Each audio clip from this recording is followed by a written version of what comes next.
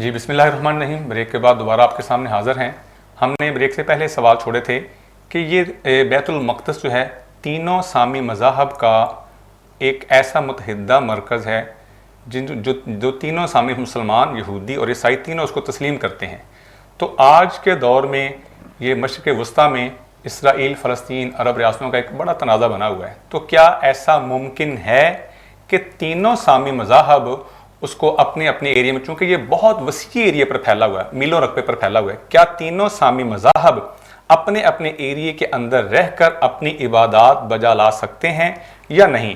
یہ ایک بڑا اہم ایشو ہے. اگر مشرق وسطیٰ میں یہ معاملہ حل ہو جائے تو پورے کا پورا مشرق وسطیٰ امن و امان کا باعث بن سکتا ہے. اس کی وجہ سے دنیا کا امن بھی وابستہ ہے. میں اس سوال کے جواب کے لیے ڈاکٹر محمد عرفان ان سے کہوں گا کہ آپ اس حوالے سے ذرا روشن ڈالیں. کیا ایسا ممکن ہے کہ یہودی دیوار گریہ کے پاس، عیسائی بیت اللہ کے پاس اور مسلمان مسجد اقصیٰ کے پاس اپنے اپنے معاملات کو شیئر کر سکیں؟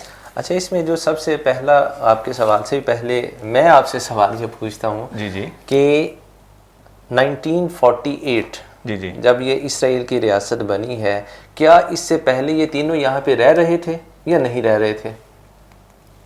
ڈاکٹر صاحب نے سوال کیا ہے 1948 سے قبل کیا تینوں مذاہب یہاں پر موجود تھے یا نہیں تھے. تو میں تفسیر ابن کثیر کے حوالے سے بات کروں گا.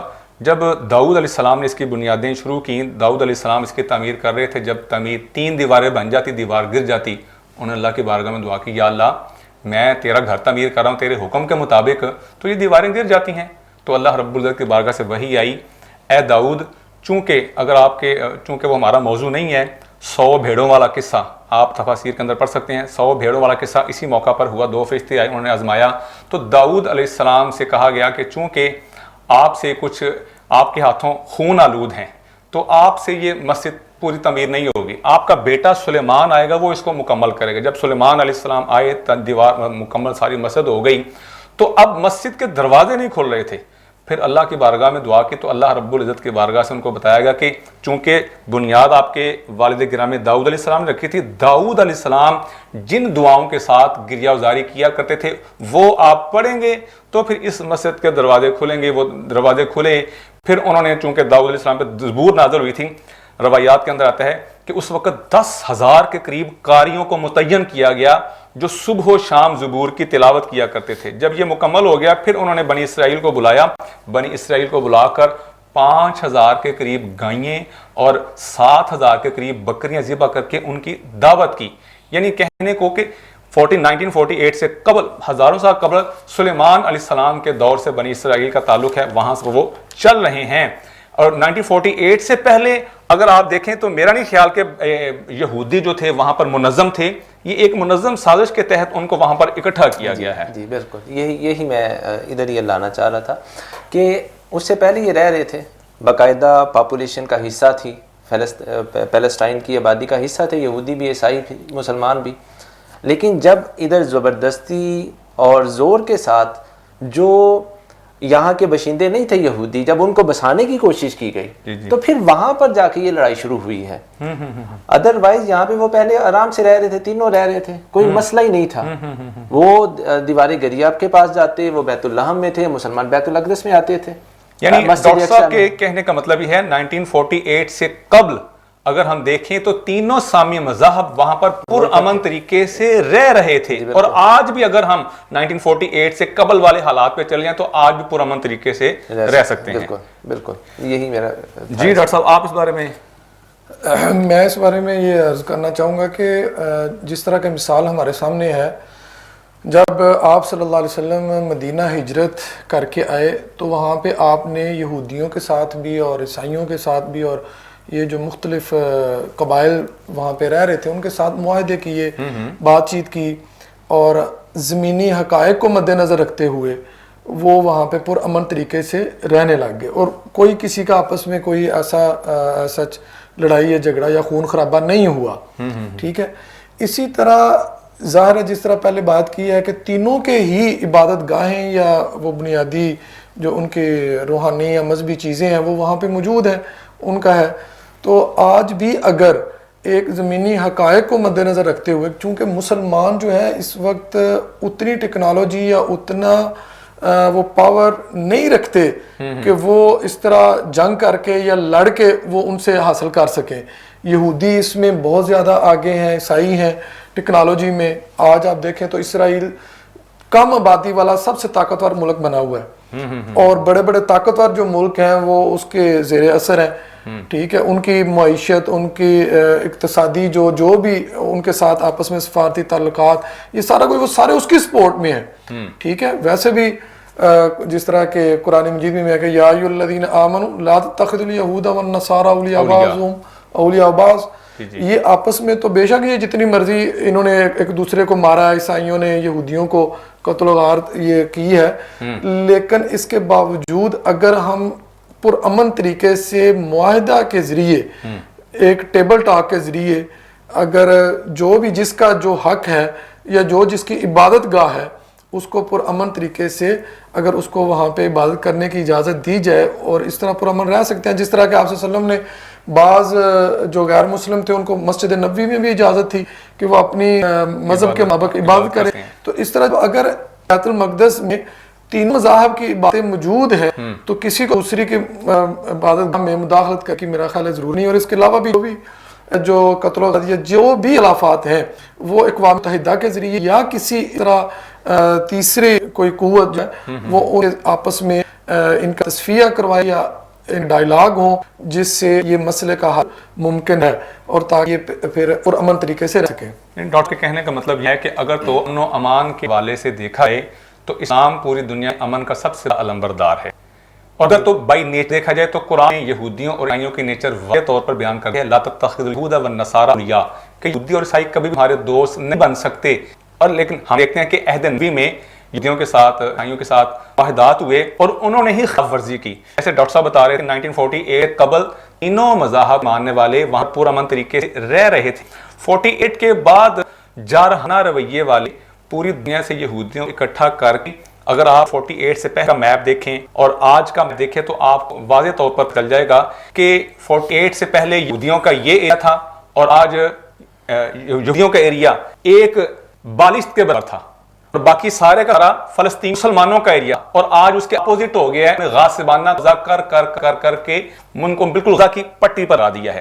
تو اگر آپ اس میں تعلیمات کے مطابق اپنے آپ کو رکھیں تو اسلام یہ کہتا ہے آپ پرامن کے سے تینوں جگہ رہ سکتے ہیں. میں ڈاکٹر عرفان صاحب کی طرف دوبارہ ہوں کہ ڈاکٹر یہ جو ہمیں بیت المقدس میں ایک پیلے رنگ کا گنبد دکھایا جاتا ہے وہ اس کے بارے میں بتائیں, وہ مسجد اقصی ہے یا قبہ صخرہ ہے؟ وہ جو ہیکل سلیمانی تعمیر کرنا چاہتے ہیں کیا وہ کہتے ہیں کہ ہم کو گرا کر وہاں پر تعمیر کریں گے؟ اس کے بارے میں ذرا میں جی بڑی مہربانی. لیکن ڈاکٹر طاہر صاحب کی بات کو میں تھوڑا سا کلیئر کرنا چاہتا ہوں گا کہ انہوں نے کہا کہ اگر تین مذاہب وہ اپنی عبادت گاہوں میں جائیں تو یہ مسئلہ حل ہو سکتا ہے.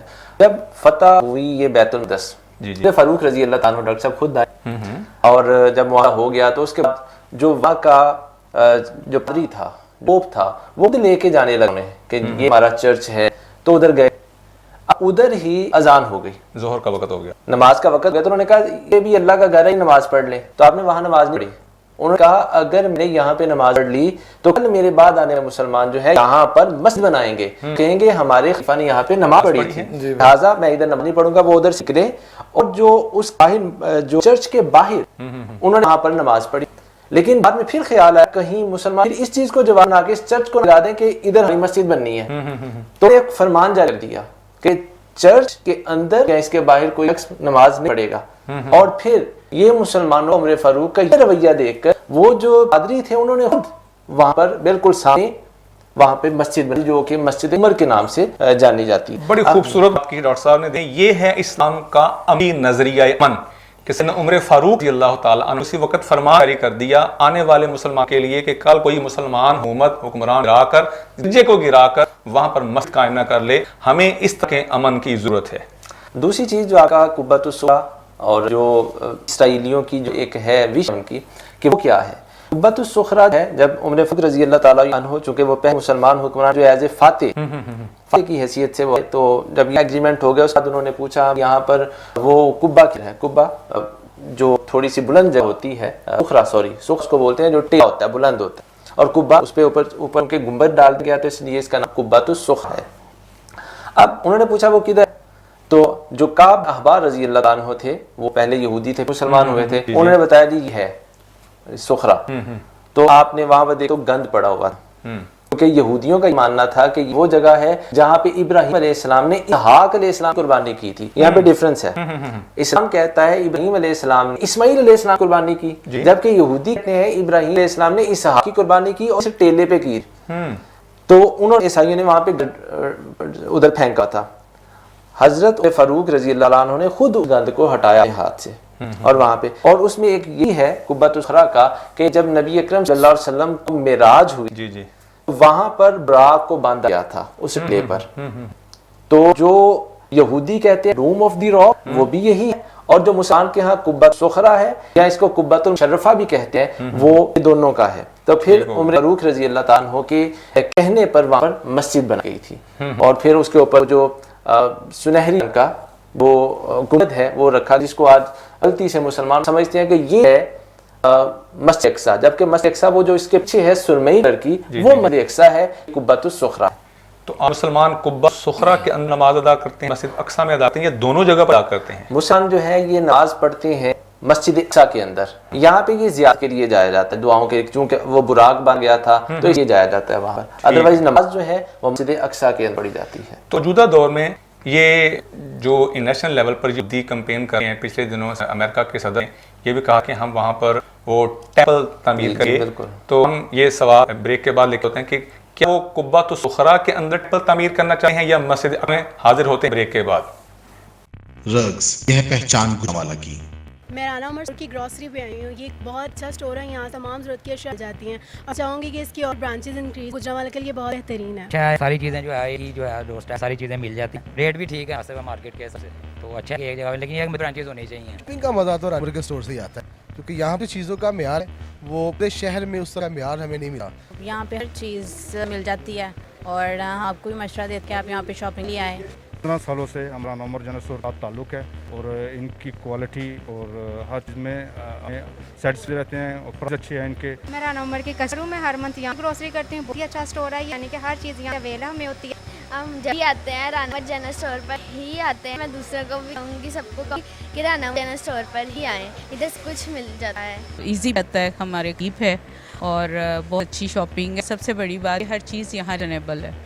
گزشتہ 23 سال سے شہریوں کے اعتماد نے ثابت کیا کہ ہم ان کی توقعات اور ضرورتوں کو بہتر جانتے ہیں. یہاں پر ملنے والی تمام اشیاء مثلاً سبزی, دالیں, چاول, گھی, مسالہ جات, ڈرائی فروٹس, حلوہ جات, bakery, crockery, cosmetics, under garments, کھلونے, اسٹیشنری, فروزن فوڈز, مشروبات اور دیگر اشیاء کوالٹی اور معیار کے اعتبار سے اپنا منفرد مقام رکھتے ہیں, اور بھی انتہائی مناسب قیمت کے ساتھ. تو ابھی قریبی اسٹور وزٹ کیجیے.